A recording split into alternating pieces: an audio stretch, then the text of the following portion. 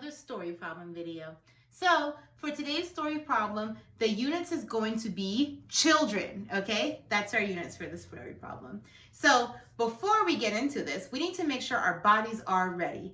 That means our feet need to be flat on the floor, backs up nice and straight, eyes on the speaker, and ears open. I'm checking. All right, you guys are looking real good. You're looking really ready. So I'm going to read this problem to you guys 3 times. You need to have your magnifying glasses up and ready to find that important information in the problem, okay? So let's get into it. There are 34 girls and 44 boys on the playground. How many children are on the playground? There are 34 girls and 44 boys on the playground. How many children are on the playground? Get those glasses up and ready. There are 34 girls and 44 boys on the playground. How many children are on the playground? So we are now going to mark up this text, okay? So there are 34 girls and 44 boys on the playground. What's important here? Yes, that's right. The 34 girls and 44 boys. So we're going to circle the numbers. And then we're going to underline girls and boys. Let's keep reading. How many children are on the playground? What's important here? Good. How many children? Children is our units in this problem, so that's very important. Awesome. How many? Perfect. Okay, so now we're going to do our number sentence. So we circled the number 34 and 14. Now, are we going to be adding 34 and 14, or are we going to be subtracting? What are you thinking? Yes. So we're going to be adding 34 and 14, okay? Because we want to know how many children are on the playground all together. And we know in our brains when we hear all together, or if a question is asking us how many, we know that we're putting something together, okay? So we got 34 plus 44. We're working with some big numbers here, right, guys? All right, so do we know how much children are there all together? No, not just yet. So we're going to put an equal sign and a box for our unknown. Now, what do we have to do next here? Yes, we have to label our parts and label our whole. And what do we know about parts and wholes? That's right, we know that part plus part equals whole. So if we know that, taking a look at this problem, what are the parts and what are the whole? So we know that the whole is going to be the total. So what is our total in this problem? Yeah, it's going to be here when we figure it out, right? It's going to be here in this box. So that is our whole. We're going to write W. And then if this is the whole, then these two need to be our parts. Part plus part equal whole. Okie dokes. So now we just have to figure out what strategy are we going to be using? Okay, so here are your choices. We can do counting on, and counting on is an addition strategy, and we use counting on when we have our 2 parts already, or are we going to do counting back? Now, counting back is used when we're doing subtraction and when we have a whole and when we have a part. Now, take a look at what we have in this problem. What do we have? Yes, the story tells us about the 34 and the 44, which are the parts. So we're going to do what strategy? That's right. We're going to do counting on. Perfect. Now, we're going to be counting on, and the first strategy that we're going to be working with is the base 10 strategy, okay? So we're going to be doing 10s and 1s. Now, let's have a look here at the number 34. So we're going to put it into our 10s and 1s chart right here. And like I said, 10s and 1s charts are usually like a little extra step that can help us if we just need some help figuring out what goes where. So when we take a look here at the 10s, how many strips of 10 are we drawing? Yes, we're drawing 3, so let's do that.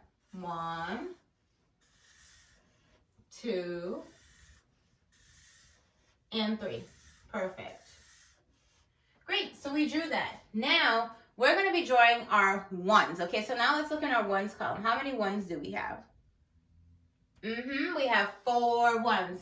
1, 2, 3, 4. Perfect. So now we just have to label inside of the circles and the strips, okay? So when we look over here, we know that each and every single strip has how many? Good, it has 10 ones inside each and every single one of those. Then our circles, what are we going to label those circles? Good, 1, 2, 3, and 4. Perfect. Next up, we're going to take a look at the number 44. So go to that handy dandy 10s and 1s. So now we're going to put the number 44 in here. How many strips of 10 are we drawing? Good, 4. So we put a plus sign. We do 4. 1, 2, 3, 4. Perfect. So we have those 4. Now, how many singles are we drawing? Good. We're also drawing 4 singles. 1, 2, 3, 4. And then we're going to start labeling these 10, 10, 10, and 10. Perfect.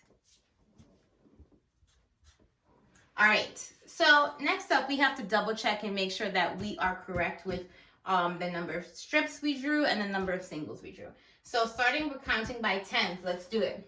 10, 20, 30, switch count to ones. What comes next? Good, 31, 32, 33, 34. Good, so these two numbers match. Perfect. Now, we have to check on this 44 over here, counting by 10s. Count with me. 10, 20, 30, and 40. Awesome. So once we get here, we have our 40. We have to switch to counting by ones. What's next? Good. 41, 42, 43, and 44. Great. So once we do that, next up, all we have to do is count our 10s and count our 1s. So let's start with our 10s, and we're going to be writing these on the top. Let's start counting. 10, 20, 30, 40, 50, 60, 70. Good, so we counted our 10. So we're at the number 70 already, right? Next up, what comes next counting by ones? 71, 72, 73, 74, 75, 76, 77, 78. Great, we have 78. So we're going to write that number here. And we're going to write it 78 children. So I'm going to write over here. 78 children. Now, here's the tricky part. This is why I say I like base 10 a lot, because when we're starting to work with double-digit numbers that are larger like this, it's going to be hard for us to draw all of these circles, okay? Take a look. I'll show you this. So, say for example, you wanted to draw circles and do counting on, right? You would start with the number 44, but you would have to draw 34 circles, okay? So watch this.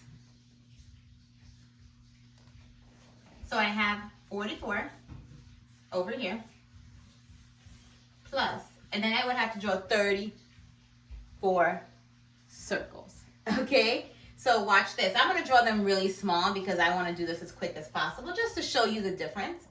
So we have 1, 2, 3, 4, 5, 6, 7, 8, 9, 10. And what I like to do is I like to have these in groups of 10 just to make it a little bit easier. 10, 11, 12, 13, 14, 15, 16, 17, 18, 19, 20.